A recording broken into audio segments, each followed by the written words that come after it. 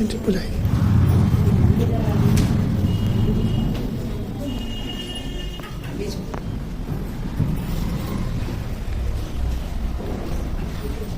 हमें बरसों से इंतजार था, जिसका हमें बरसों से इंतजार था, आज वो घड़ी आ गई है। परिचय की दृष्टि से आने से हर सपना साकार हो। विशिष्ट अतिथि से है मंच की रौनक, विशिष्ट अतिथि से है मंच की रौनक। स्वागत करते हैं यह पल यादगार हो, स्वागत करते हैं यह पल यादगार हो। इसी के साथ सभी बहनों से एक बार जोरदार तालियों से हमारे विशिष्ट अतिथि का बार बार स्वागत करती हूँ। बहन संगीता जी, बहन का बार बार स्वागत, अभिनंदन। गीता जी 10वें अध्याय के 4थे श्लोक में बोला गया कि कीर्ति ही श्री वाक नारायण स्मृति मेधा धृति क्षमा। इस कार्यक्रम की प्रस्तावना में आपके सामने प्रस्तुत करना चाहती हूँ। कीर्ति एक कृति शब्द से कीर्ति बनती है और परिवार की यश कीर्ति बनाने हेतु नारी अपने संतान के सामने ऐसा आदर्श प्रस्तुत करती है कि उस परिवार की कीर्ति बढ़ती है। दूसरा गुण है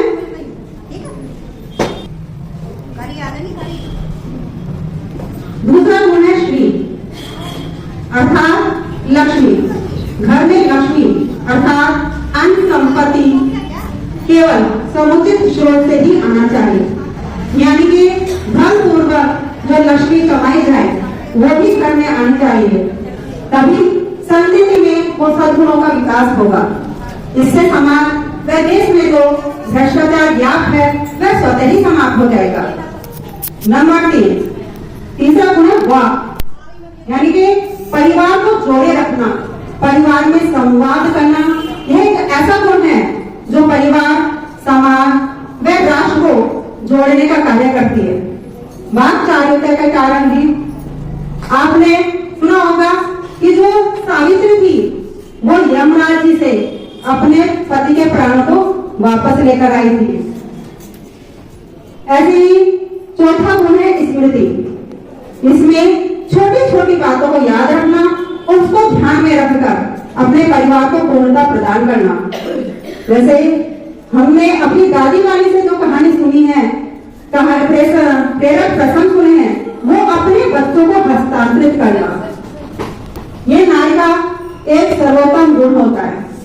मेधा, ये नारी का 5वां गुण होता है। इसका अर्थ है धारणा शक्ति, समझ, तर्क शक्ति, विश्लेषण, विषय का संश्लेषण करने की जो क्षमता होती है वह नारी में कूट कूट कर भरी होती है।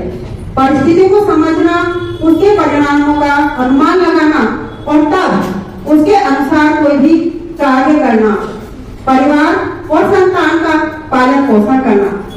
छठा गुण होता है धृति, यानी धृति का अर्थ है धैर्य, सहनशीलता। ये गुण तो नारी के आभूषण होते हैं। सहनशीलता के गुण के कारण ही वो अपने परिवार, कुटुंब, समाज को बांधे रखती है। और सहनशीलता का सबसे बड़ा उदाहरण यह है कि वह अपने कोख में 9 महीने अपने बच्चे को रखकर उसका पोषण करती है।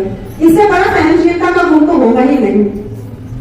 7वां गुण होता है क्षमा, अर्थात स्वयं में क्लेश उत्पन्न ना होने देना।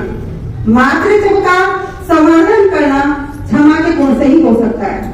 यह गुण परिवार, समाज, राष्ट्र व सृष्टि को एक साथ रखने व बांधने में सहायक है। अभी नहीं चला